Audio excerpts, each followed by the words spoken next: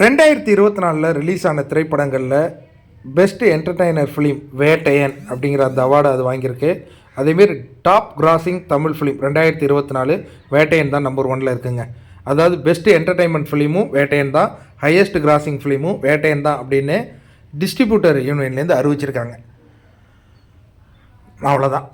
இதுக்கப்புறம் எந்த theatre ID எதை போட்டாலும் சரி, ஏன்னா இந்த படம் கிட்டத்தட்ட 460 கோடிக்கு மேலே கலெக்ஷன் பண்ணிச்சு.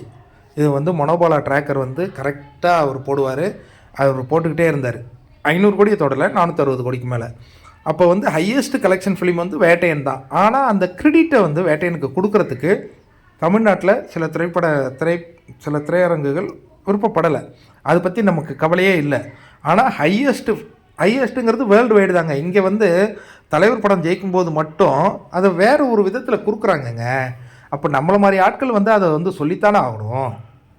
இந்த படம் கர்நாடகாவாக இருக்கட்டும், கேரளாவாக இருக்கட்டும், ஆந்திராவில் நல்லா போச்சு, தமிழ்நாட்டில் நல்லா தான் போயிருக்கு, ஓவர்சீஸ்லேயும் நல்லா போயிருக்கு. அதனால தான் இது ஹையஸ்ட் கிராசிங் வந்திருக்கு. அதை இப்போ அறிவிச்சிருக்காங்களே.